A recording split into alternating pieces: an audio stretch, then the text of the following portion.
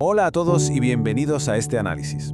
Hoy vamos a abordar un tema profundamente complejo, sí, pero también increíblemente esperanzador: el camino de la recuperación tras el consumo de heroína. Lo primero que hay que dejar absolutamente claro desde el minuto uno es que la adicción no es para nada un fracaso moral.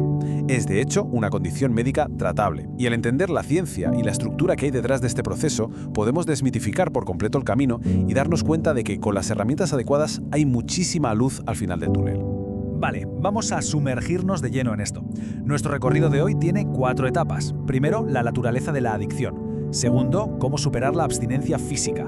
Tercero, el papel clave de la terapia. Y cuarto, el mantenimiento de una vida sobria. Ver que existe este camino tan estructurado hacia adelante ya proporciona de por sí un alivio psicológico inmenso.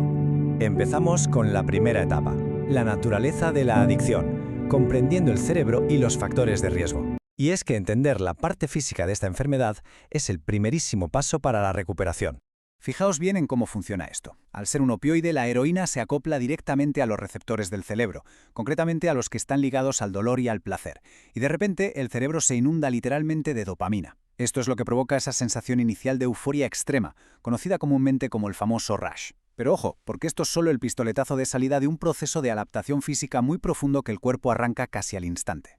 Y aquí entra en juego un concepto absolutamente crucial, la tolerancia. El cerebro, que intenta protegerse a toda costa, se adapta a esta sobreestimulación brutal. ¿Cómo? Reduciendo su propia producción natural de dopamina. Para visualizarlo de forma sencilla, imaginad que el cerebro es un equipo de música. Consumir la droga es como subir el volumen al máximo de golpe. Al principio suena espectacular, ¿verdad? Pero si lo dejáis así mucho tiempo, los altavoces acaban dañándose. Los receptores se insensibilizan. Llega un punto en el que hay que subir el volumen muchísimo más, solo para lograr escuchar algo. Y lo peor de todo es que cuando el equipo se apaga por completo, lo que queda es un silencio ensordecedor, que es el temido síndrome de abstinencia. Pero a ver, la adicción no ocurre por arte de magia ni en el vacío. Existen 3 pilares de vulnerabilidad en las personas. Pensad en cómo crece un árbol. La semilla es la genética. Si hay un historial familiar, ya existe cierta predisposición.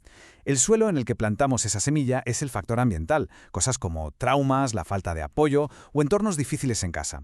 Y el agua que lo riega es el factor psicológico, condiciones que ya estaban ahí, como la depresión o la ansiedad.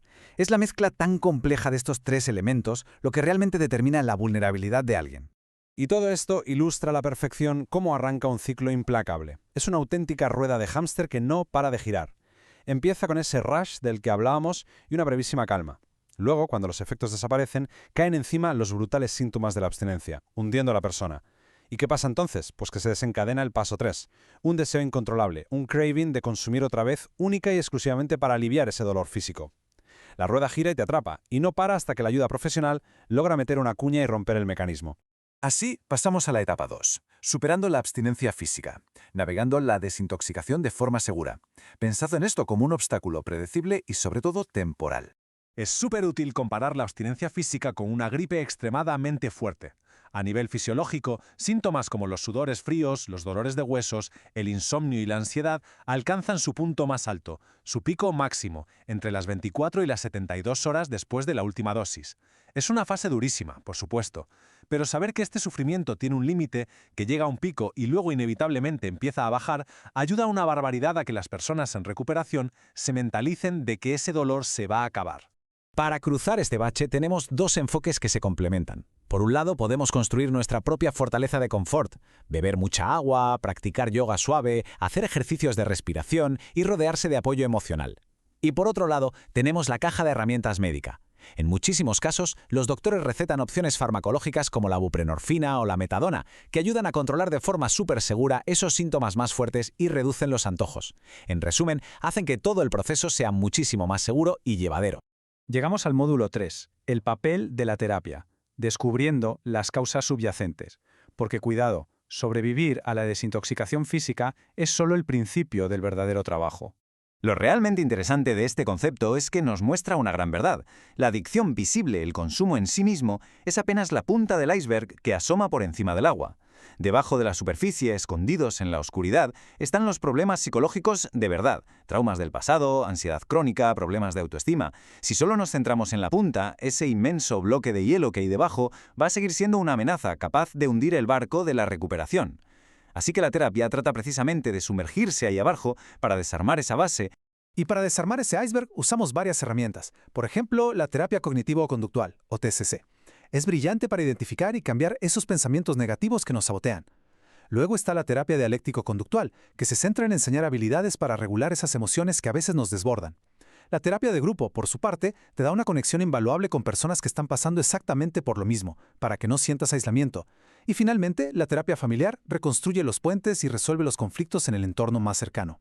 Eso sí, acceder a todas estas terapias requiere dar con el profesional adecuado. Y encontrar al terapeuta correcto es exactamente igual que encontrar a un buen sastre. Se necesita alguien que entienda vuestra talla emocional, que sepa confeccionar soluciones a medida y sobre todo que os haga sentir súper cómodos y seguros.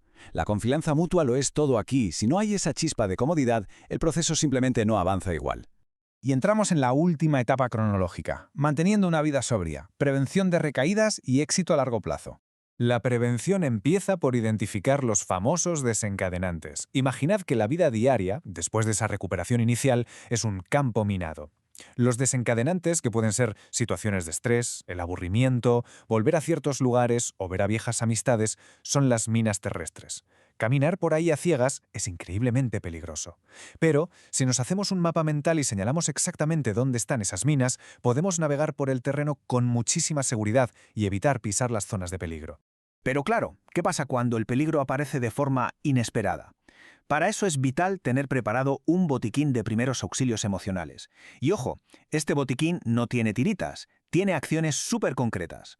Hablamos de técnicas de respiración profunda o meditación para calmar el sistema nervioso en el acto, hablamos de hacer ejercicio para liberar dopamina de forma natural, de coger el teléfono para llamar a alguien del grupo de apoyo o de meterse de lleno en una afición.